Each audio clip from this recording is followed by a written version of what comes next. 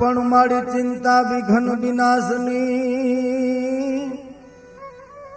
મારી ચિંતા વિઘન વિનાશની, અન કમલાસની સકત એ મારી વીસ રે હથી અંશવાહિની, અરે રે મારી દુર્ગા દેહ સુમન, દુઃખ હરણી માં કુળદેવી અને કરણી તું કરને સહાય, એ પણ જાહર જુગમાં જોગણી, અરે રે મારી પરગટ પીછળના.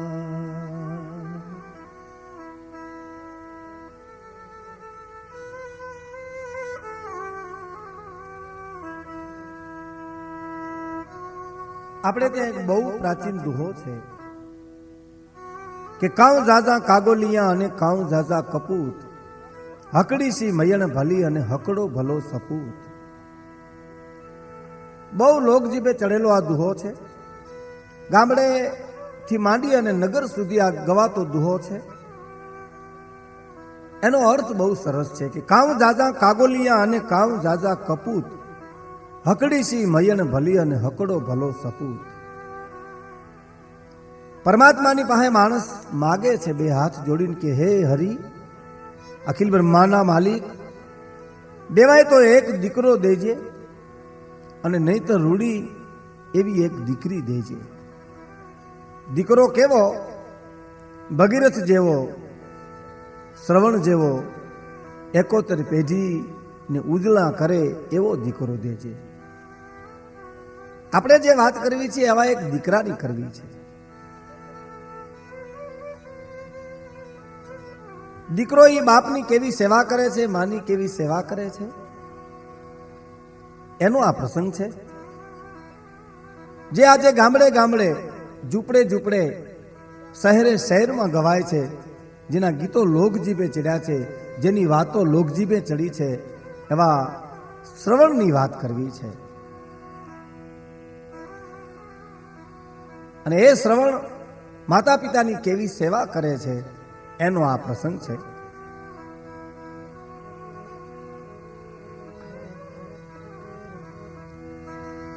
એવા સરયુ રે કિનારે સંતોષ થયા રે, સંતનું ઋષિ જેનું નામ, જ્ઞાન રે એવતી રે સતી નાર છે રે. એને પેટે નહીં સંતાન, વાંજિયા મેણા રે લાગે એને દોરીના રે. એવા વાંજિયા મેણા રે લાગે એને દોરીના રે.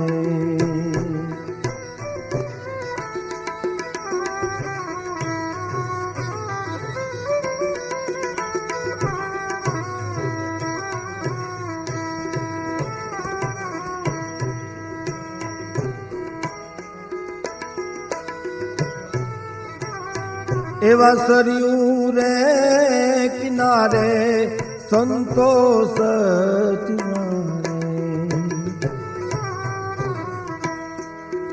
સંતનું ઋષિ જેનું નામ, જ્ઞાન રેવતી છે સતી નાર જોડે.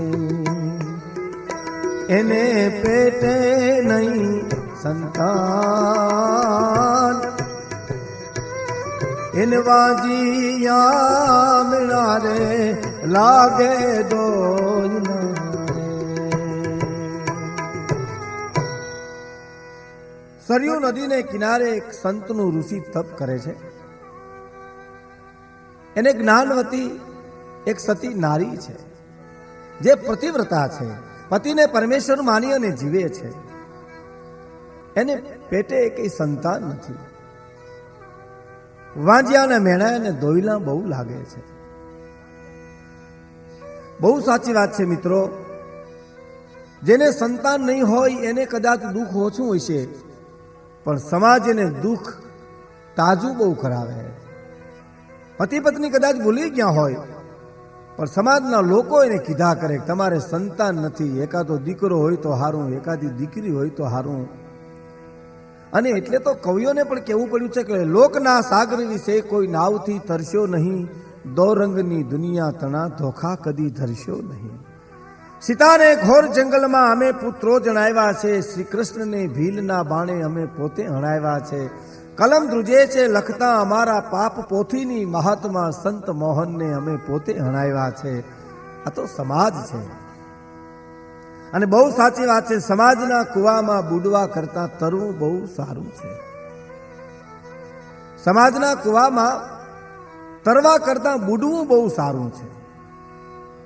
બુડવું બહુ હેલું છે, તરવું બહુ અઘરું છે. જ્ઞાનવતી પોતાના પતિને એમ કીધા કરે છે કે મારે એક દીકરો નથી, મારે એક છોડવો નથી. લોકો અમારા મોઢા નથી જોતા, અમને વાંજિયા કહીને બોલાવે છે. ઋષિ પત્નીઓને જો આટલું દુઃખ થતું હોય, દીકરા દીકરીનો જો મોહ હોય, તો હે ઈશ્વર તારી ગતિ ન્યારી છે. પામર મનુષ્યની તો શું ગજું છે. અને આપણે સમાજમાં તમે જુઓ, એક દોહો છે કે જેને હાથે પોચી હેમની અને ગળે 51 હાથ, પણ જેના ઘીરે નહીં પારણું એનો હેડે જો અવતાર. પણ હાથે હાથે પોચી હેમની, અરે રે એને ગળે 51 હાર. પણ જેને ઘેરે નહીં પારણું, અરે રે એનો એળે ગયો અવતાર. હાથે પહોંચી હેમની, ગળે 51 હાર, પણ જેને ઘીરે નહીં પારણું એનો એળે ગયો અવતાર. દોમ દોમ સાહેબી હોય, નાખે માગનો હોય, એવી સંપત્તિ હોય, પણ જેને ઘીરે એક દીકરો દીકરી ન હોય ને, એનો એલે અવતાર ગયો. એવો એક આ દુહો લોક જીભે ગવાય છે. આ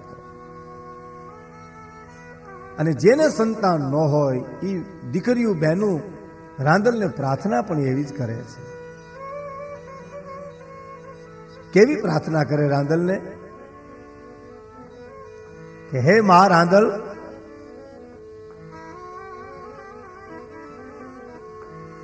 કે રોટલા એ ઘડીને હું તો ઊભી રહી માં, મને જાનકીનો માગનાર દેને રાંદલમાં. વાંજિયા મેણા માડી દોયલા રે માડી, વાંજિયા મેણા માડી દોયલા.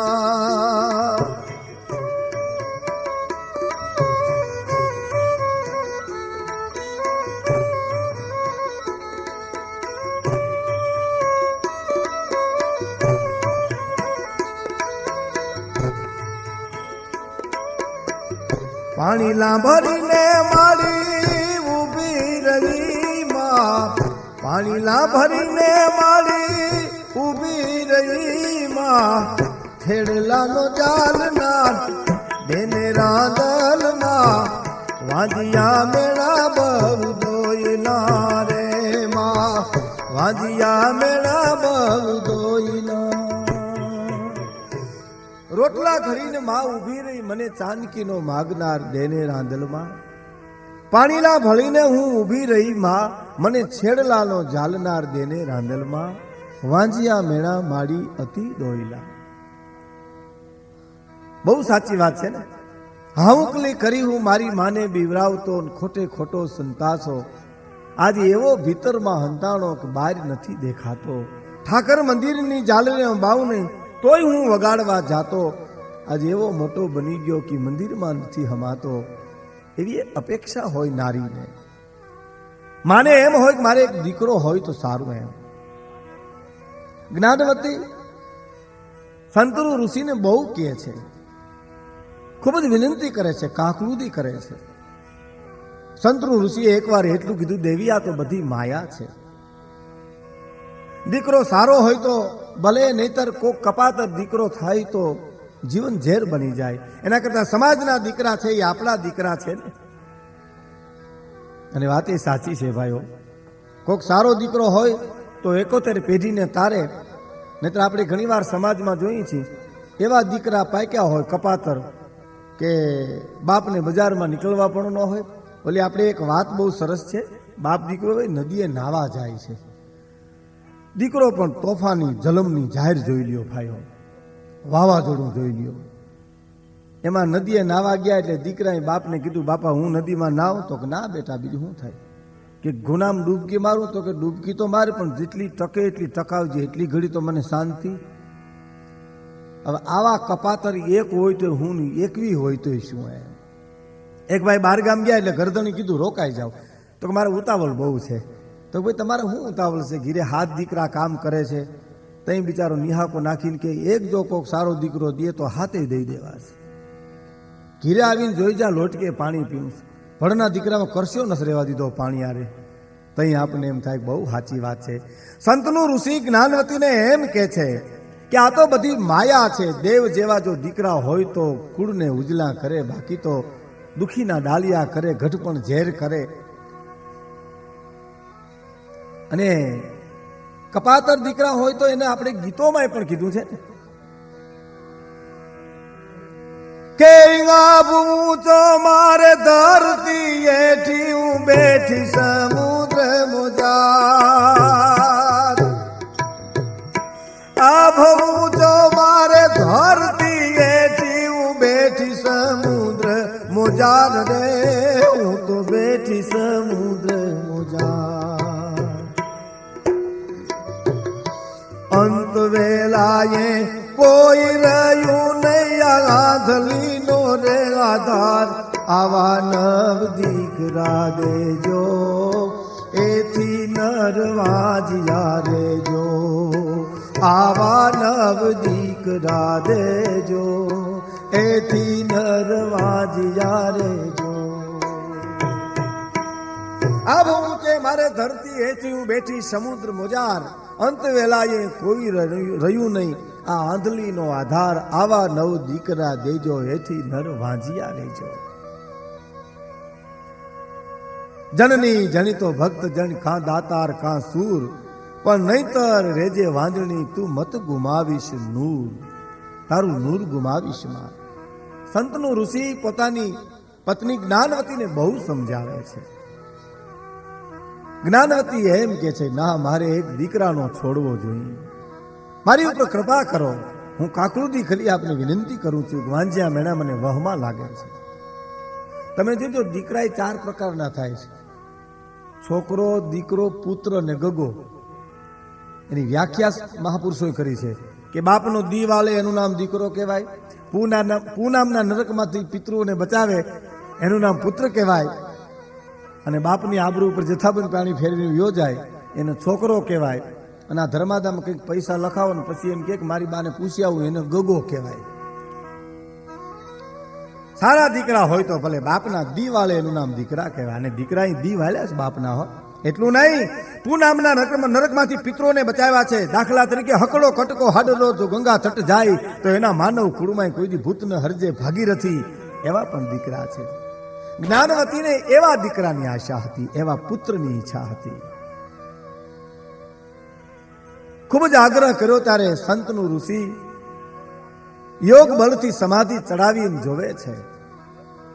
જોઈને પછી એમ કે છે કે દેવી, તમને પુત્રનો યોગ તો છે, દીકરો જન્મશે, પણ બનશે એવું કે દીકરો 16 વર્ષ પૂરા કરીને 17મા વર્ષમાં જાય છે ને એટલે એના માતા પિતા અંધ બની જાય, આંધળા થઈ જશે, અંધાપો આવી જાય. બોલો હવે શું કરવું છે? દીકરો જોઈએ છે કે આંખું જોઈએ છે? 16 વર્ષ પૂરા કરી 17મા વર્ષમાં દીકરો પ્રવેશ કરે એટલે માતા પિતાને અંધાપો આવી જાય છે. એ સાંભળી એની જ્ઞાનવતી એટલું જ બોલ્યા, પ્રભુ મને ભલે અંધાપો આવે પણ મારે દીકરો જોઈએ છે. એકવાર મારી આંખોએથી મારા દીકરાને હું જોઈ લઉં એવી મા તરીકે મારી ઈચ્છા છે. બહુ સાચી વાત છે. ગઢપણની માલિપા મારો દીકરો મારી સેવા કરે, મારો અંધાપો હશે તો મારો દીકરો મને પાળશે. એટલે તરત જ એમ કહેવાય છે સંતનો ઋષિ યજ્ઞ શરૂ કર્યો. યજ્ઞની શરૂઆત કરી. યજ્ઞ પૂરો થયો એટલે કીધું પ્રસાદ લ્યો દેવી, આ પ્રસાદ છે, આથી તમને બાળકનો જન્મ થાય છે. વચન ઉપર વિશ્વાસ રાખજો. વચન ઉપર વિશ્વાસ રાખે છે અને પ્રસાદને આરોગે છે. સમય જાતા, દિવસ જાતા, મહિના જાતા એક સમય એવો આવ્યો કે જ્ઞાનવતીના ઉદરમાંથી એક દીકરાનો જન્મ થયો. દૂધના ખીણ જેવો દીકરો, રૂપના રાયા જેવો દીકરો, ઋષિના આશીર્વાદથી મળેલો, પ્રસાદ આરોગ્યને પ્રાપ્ત કરેલો પુત્ર. એમાં ભાઈ શું કહેવા પણ હોય. સંતનું ઋષિ અને જ્ઞાનવતી જેના માતા પિતા હોય એ દીકરામાં શું ખામી હોય. દીકરો તો દિવસે ન વધે એટલો રાતે વધે, રાતે ન વધે એટલો દિવસે વધે. થતા થતા એમ કહેવાય છે 7 વર્ષનો થયો. 7 વર્ષનો થયો અને એ રૂપના રાયા જેવો દીકરો, એનું નામ શ્રવણ પાડ્યું. વર્તમાન કાળમાં મિત્રો વિચાર કરજો, જ્યારે શ્રવણનું નામ પડે ત્યારે આપણા હૃદયની માલિપા એક ટાઢક થાય. વાત ઉપર તો ઘણા વર્ષો વયા ગયા છે પણ હજી શ્રવણના દાખલા દેવાય. 7 વર્ષનો શ્રવણ થયો એટલે એને ભણવા બેસાડ્યો. એક ઋષિને આશ્રમમાં ભણવા બેસાડ્યો. આપણે ત્યાં ભારત વર્ષમાં ઋષિઓ ગુરુકુળ ચલાવતા અને ઝાડ નીચે એ દીકરાઓને ભણાવતા અને એમાંથી જે દીકરા ભણી ગણીને આગળ આવતા એના દાખલા કેટલા લેવા. વિવેકાનંદ જોઈ લ્યો, સ્વામી રામતીર્થ, પ્રહલાદ, શ્રવણ, એ દીકરાઓ બધાય ઝાડ નીચેથી ભણી ગણી અને ઋષિના ચરણોમાંથી આશીર્વાદ પ્રાપ્ત લઈને આગળ આવ્યા છે કે જે દીકરાઓના નામથી આ દેશ ગૌરવ લઈ શકે.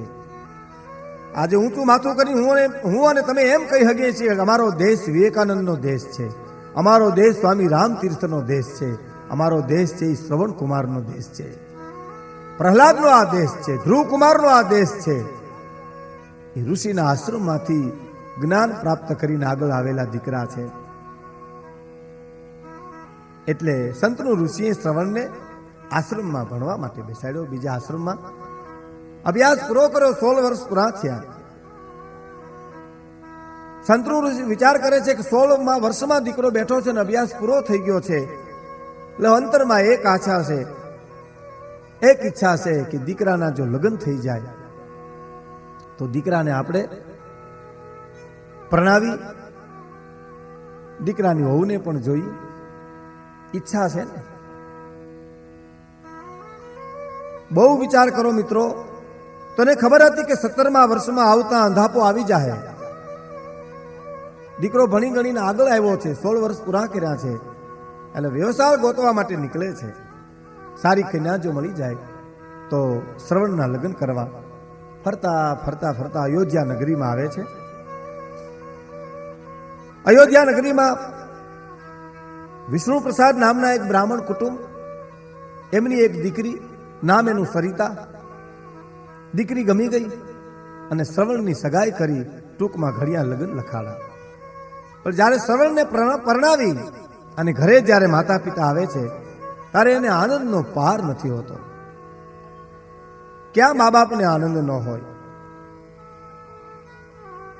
પણ 16 વર્ષ પૂરા થયા. 17મા વર્ષમાં પ્રવેશ કર્યો શ્રવણે અને માતા પિતાને અંધાપો આવી ગયો. આંખો ગુમાવી દીધી. ડગમગતા દેહે માતા અને પિતા દીકરા અને દીકરાની વહુને માથે હાથ ફેરવીને એમ કહે છે, બેટા બેય માણસ સુરદાસ. માનવ જાણે હું કરું, કરતલ જુજો કોઈ, પણ આજરા તારા હસરસ રહે, મારો હરી કરે સો હોય. માનવ જાણે હું કરું, કરતલ જુજો કોઈ, આજરા તારા હસરસ રહે, મારો હરી કરે સો હોય. શ્રવણ કુમાર માતા પિતાની અવિરત સેવા કરે છે. મારા માતા પિતા આંધળા છે, એને ક્યાંય આંચ ન આવે એટલે સતત એની સેવા કર્યા કરે છે. અને અંધાપો તો બહુ દોયલો છે ભાઈ, બહુ દોયલો છે. શ્રવણ વનમાં જાય, વનફળ લઈ આવે, માતા પિતાને ખવડાવે,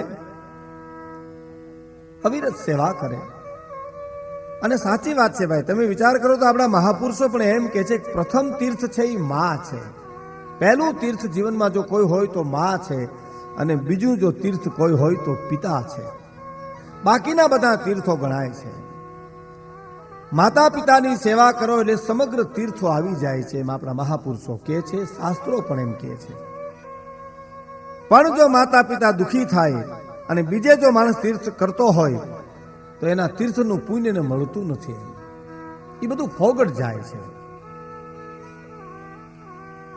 માતા પિતાની સેવા કરે એ જ સાચા તીર્થ છે. એટલે આપણે પ્રાચીન ભજનમાં પણ એમ કીધું છે. શું કીધું છે? એ જી ઘરમાં કાશી, ઘરમાં મથુરા, ઘરમાં ગોકુલિયા ગામ રે, મારે નથી જાવું તીર્થ ધામ, ભાઈ મારે નથી જાવું તીર્થ ધામ.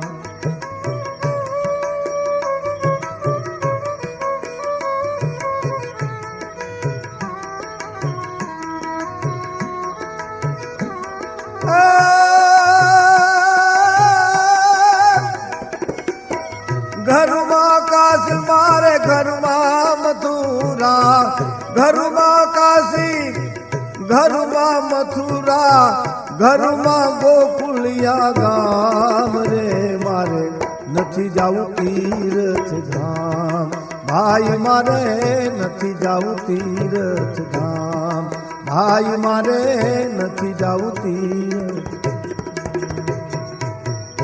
મારા ઘરમાં ગોકુળ, મારા ઘરમાં કાશી મથુરા મારા ઘરમાં છે, કારણ મારે નથી જાવું તીર્થધામ. કારણ કે મારા માતા અને પિતા છે એ સમગ્ર તીર્થો છે. પહેલા તીર્થો માતા પિતા છે. આપણે ત્યાં શાસ્ત્રોમાં પણ એક વાત આવે છે કે લેખ ઉપર મેખ ન લાગી શકે કોઈ દિવસ. વિધાતાના લેખ ઉપર મેખ ન લાગે. પણ એમ કે છે કે પ્રારબ્ધ ફરી ન શકે, પણ ત્રણ બાબતે પ્રારબ્ધ ફરી જાય છે. કઈ બાબત? પહેલા ગુરુ કૃપા. પોતાના ગુરુની એવી કૃપા થાય તો પ્રારબ્ધના ભૂકા કાઢી નાખે. અને બીજી માણસ સાધના કરે તો એના ભાગ્યને ફેરવી શકે છે. અને ત્રીજા માતા પિતાના આશીર્વાદ છે ને એ ભાગ્યને ફેરવી નાખે છે.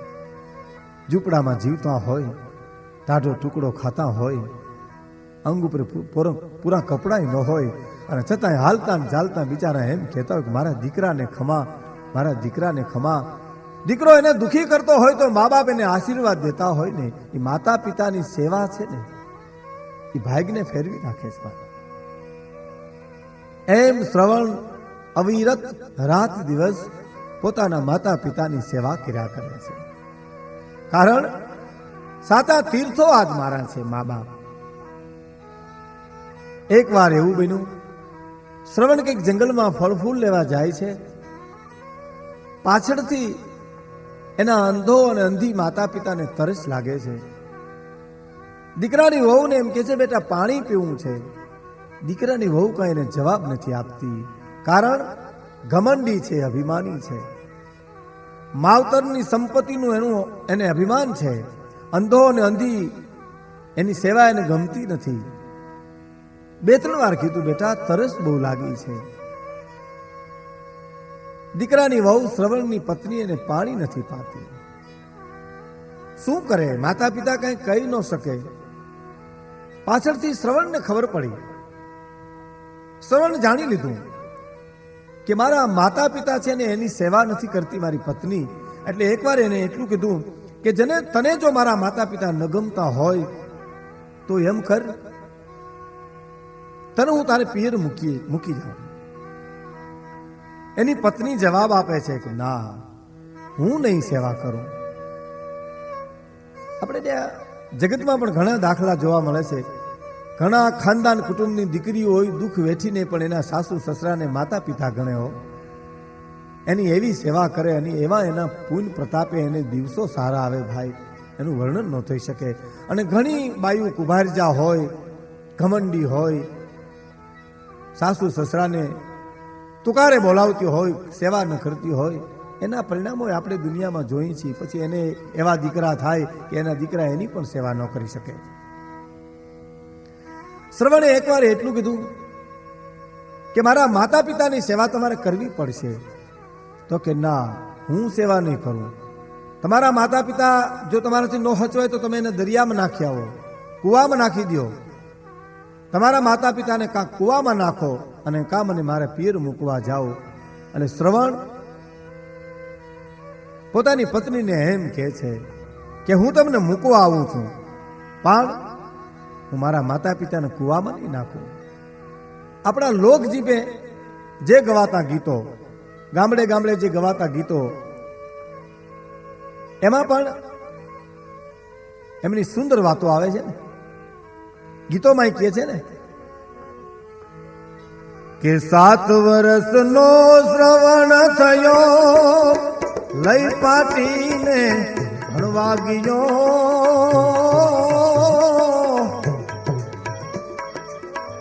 ભણી ગણીને બાજંદો થયો, સુઘરી નારને પરણી ગયો.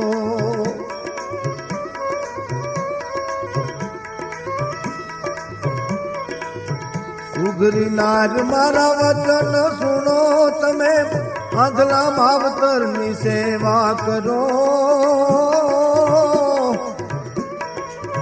તારા મા બાપને તું કૂવામાં નાખ, મને મારે પિયરી વળાય. તારા માવતરને કૂવામાં નાખ, મને મારે પિયરી વળાય.